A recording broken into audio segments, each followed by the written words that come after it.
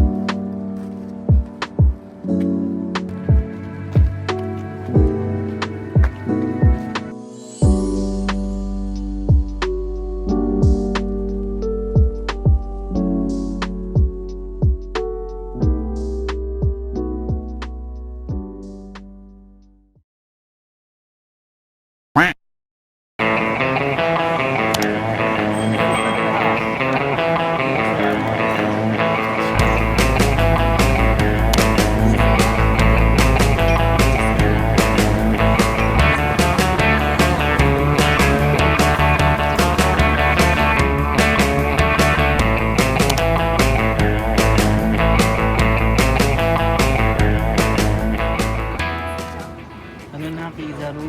Kizaru nyo pagod mo. Kundi.